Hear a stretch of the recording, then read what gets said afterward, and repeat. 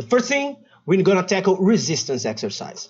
Resistance exercise is the most important form of exercise for fat loss. Not because at the moment of the exercise you are burning a ton of calories or anything like that. It's because you are raising your basic metabolic rate. Like I said before in the video, because I build a lot of muscle, now my metabolic rate is way higher than it used to be. When I started dieting for the first time to get in a caloric deficit, I was eating like 1500 calories. And that's really, really, really some girly shit. You need to be eating way more than that. And by the way, if you are in the same situation and you need to push your caloric deficit way down to be able to shed fat or shed body weight, it's probably because you need to take a bigger emphasis in the first pillar. You really need to make your body be functioning properly. You need the hormone repulses to be happening at the correct time. But let me focus on resistance training, or else I will never shut up about sleep and hormones. Okay, you need to be doing heavy ass compound lifts. You need to be going heavy. It's important. It's not exactly because you are going to be building muscle, which you are going to if you are doing heavy ass compound exercises. But it's more about the hormetic effect that putting a heavy barbell on your back and squatting can give to your central nervous system. When that all that weight, all that stress is put in your body starts releasing all kinds of awesome stuff that helps support your fat loss, like hormones, peptides, all that shit, neurotransmitters. It makes you way healthier.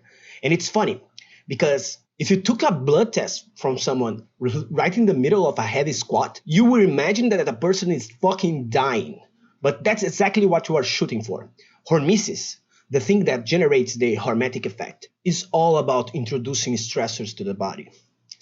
It's like taking a little bit of poison and slowly building your capacity to resist that poison. That's what we are trying to achieve when we are doing strength training. As for how fucking strong you need to be, it's nothing crazy. It's nothing crazy, really. You don't need to be going to powerlifting standards and internet standards. Something like benching your body weight, squatting a little bit over your body weight, let's say 1.5, and deadlifting the same amount, or just going there and executing the heaviest lift that you can execute safely.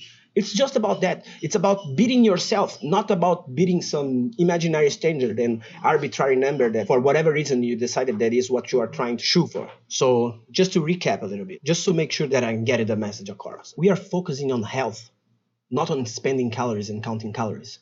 If you manage to build a healthy body, your aesthetics, your fat loss will follow along. Now, the strength-oriented training isn't all that you need to do in the weight room. Some hypertrophy work, directly doing hypertrophy work, will aid your fat loss tremendously, because this time it will directly affect your fat loss, at least your long-term fat loss, because building more muscle will consume more calories. That's why in the beginning of this answer, I was talking about that it isn't optimal for survival to have a lot of muscle, because the investment required to build muscle is fucking too high, man. Imagine that you needed to eat like 200 grams of protein every single day in ancient times, where you were lucky if you hunted one animal a month. It's pretty gnarly. Muscle is really metabolically expensive. So that is awesome for modern society. That's awesome for us, because when we have more muscle just by existing and walking around, we are burning more calories and we are getting more leeway to live life happier and consume foods that we like or drink beer and shit. So some ideas to implement this, to deploy this in a program for you. Use an upper-lower split in Mondays and Tuesdays, and then do a push-pull legs on Wednesday, Thursdays, and Fridays. In the upper-lower, focus on strength, and on the other, focus on hypertrophy. It's stupid simple. Some even might say idiot-proof. But let's move forward and talk about cardiovascular exercise. It's beyond me when people start preaching that you don't need to do cardio. Okay, maybe you don't need to do cardio to lose fat specifically, but cardiovascular exercise will make everything so much easier. And when motherfuckers start saying that if you do your cardio every morning, you are not going to have energy to fidget around. No, it's the contrary, you dumbass. When you do fucking cardio every fucking day, your heart gets better at pumping blood and will be way more efficient at oxygenating your cells and driving and moving lipids and sugar around the bloodstream, improving the count of mitochondria, improving your ability to produce ATP, improving energy directly. You fuck. Stop being a motherfucking lazy ass piece of shit. That's what you are doing. You are giving out bad advice that is going to damage other people's health. Because if you do cardiovascular exercise regularly, 130 minutes to 150 minutes a week, the odds of extending your longevity for, on average, 10 fucking years. So I don't give a single flying fuck about the fact that you can reach your fat loss goals strictly by starving yourself for months on end. I want to be healthy and lean. Not just lean, but I get it. Starting a cardiovascular exercise routine is a fucking nightmare.